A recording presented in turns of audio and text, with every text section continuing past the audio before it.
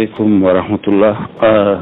Bandiraɓe émission tufde gandal ɗo e radio XFM 91.3 eɗen joddi ɗo e kane Hamidou Baba mo gandanɗa hoorema goto e mawɓe to opposant ji leydi Mauritanie kadi gonanɗo toon leñol ngol wonani toon kadi enɗam pulago eɗen jodde makko ɗo e galle makko ɗo e teɗen namno seeɗa kadi eranga mo hakkude makko e leñol ngol e holko miije e leñol ngol holko nanguɗa kane Hamidou salmodiro e fulɓe. Assalamu aleykum mon bandiraɓe on calminama goto foof inde mum e yettode mum kono gonɗon foof hen gonirɗon foof. kane Hamidou eranga ma e fulɓe ɓe ko holko wona? eyyi kadi foof ceerno Djiby mi salmini mi yettima an e hoorema mi yetti XFM e darnide dennangal ni mbiyen dunde wona tan Sénégal e Mauritanie e foof ko jettor has taw sabu liggey mbatton o ko liggey moƴƴo sabu ko ñootowo leñol ko ñootowo hakkude leydi donc te ina yaade diine donc ɗum kam pulago ina anda so haalama diine haalama pulago ina anda so haalama gaynaka haalama so haalama ndem haalama aw haalama donc erango wawgo waɗede foof abbito ma taw teɗeɗo keeɗeɗo gueɗe tati walla nayyi eyyi ko wona ɗum ko mbeɗa yiiɗi kadi en salminde Mauritanaɓe wonɓe ɗo e nder Sénégal e hollidde kadi en gonga Mauritanie min goni kono min mbawa yejjide wonɓe ɗo henna e Sénégal guila noon e ɗaniyankoɓe ha tengti e wiyete ko réfugié ji wonɓe ɗo henna e nder Sénégal mi salminiɓe kamɓe foof sunduko saaga ma wat galle he galle nokku e nokku mi yetto he mabɓe mi salminaɓe min kabridir umande holko woni caɗele mabɓe umande holde ɓe goniri e holko woni yidde mabɓe mataw temps o gardinni ɗo e Sénégal temps o rokkani kono wasatan ɗum waɗa hindi waɗa walla nulaɓe ɓam jetto he mabɓe eyyi yimɓe gandu noon min jiiɗi kadi jobbude dañe ɗo e nder Sénégal saabu kadi noon ko juɓɓudi wawi tambade gollal tiiɗngal eyyi juɓɓudi noon gardima ko coalition vivre ensemble sen kaali pular mbiyen kaɓɓiniral gordigo oɗo coalition o woni ke yuɓɓindi terɗe makko toon he nder Mauritanie ga he nder Sénégal hay leɗel goɗɗe ɗe wonande hoɗɓe ɗo he nder Sénégal min jiiɗi koɓe jiidir iɓe joddo iɓe mbaɗa ko wiyete ko section mabɓe ɗo he nder Sénégal ɗi mbawi wonde foof ma wood jooɗiɓe kalde mabɓe ma wood nanda ngoɗo erangue ne waɗa feere jokkodiri he mbaɗino ceerno Djiby Sow woɓɓe nan ɗo wayno Abou Sy en wayno Abdawal en wayno Amadou Thiam en goto fof hen bandi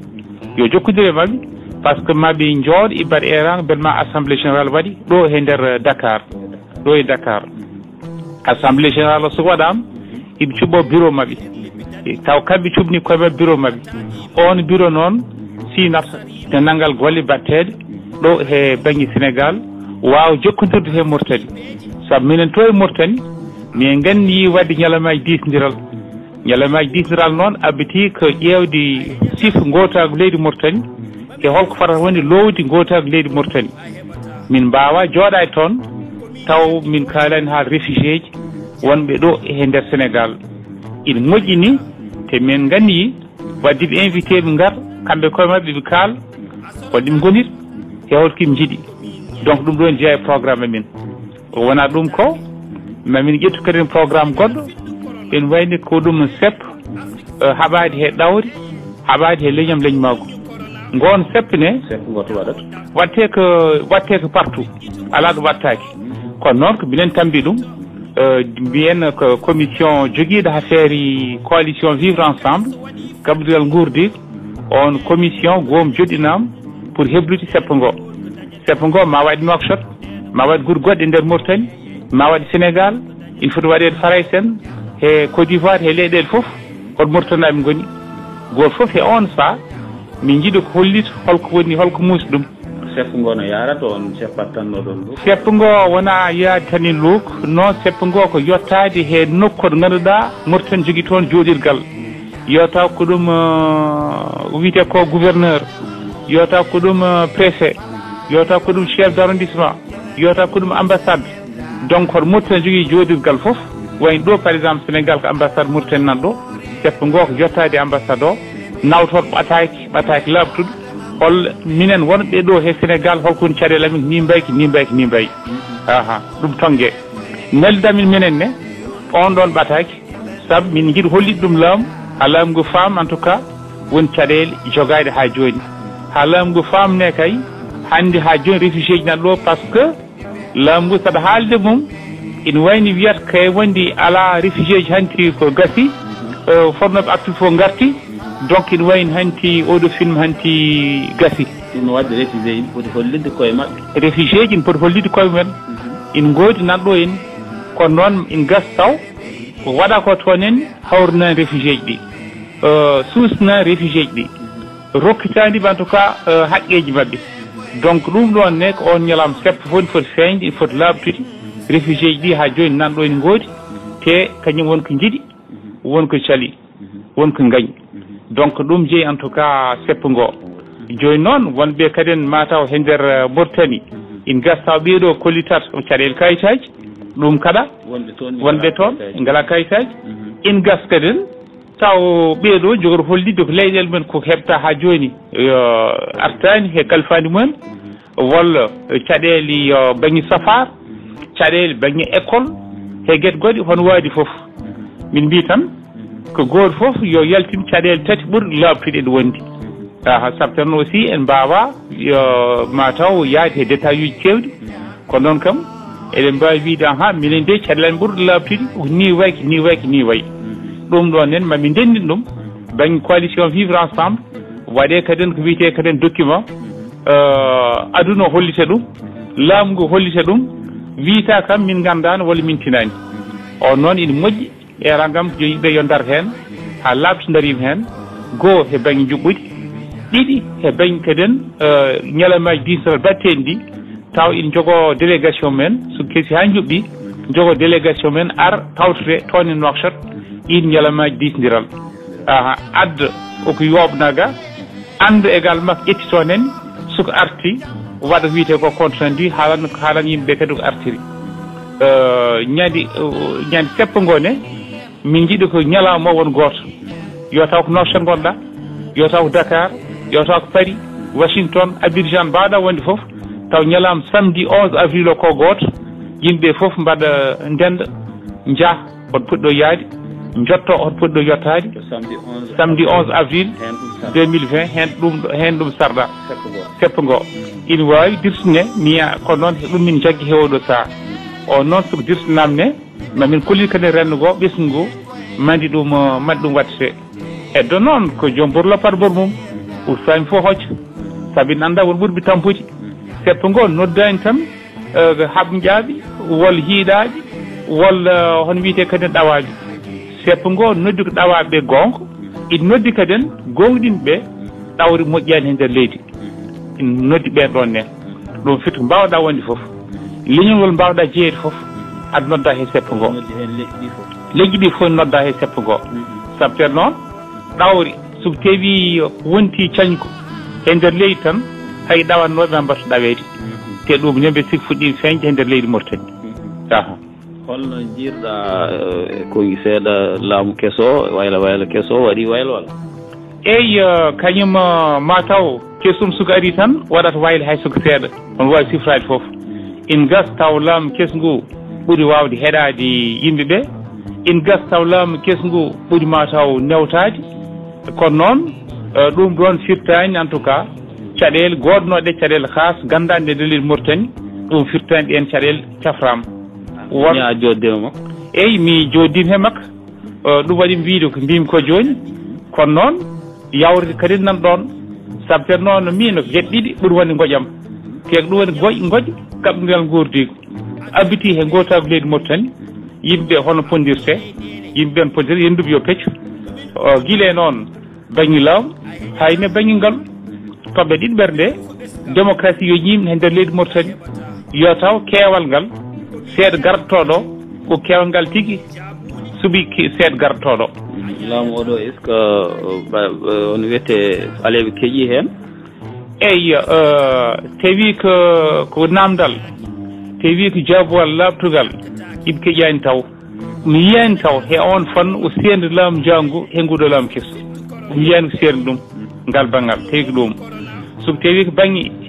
hejnede he nder laamu ngu e hoore mum wiyete ko mbayde administration walla politique so tawi ko hejnede he nder armée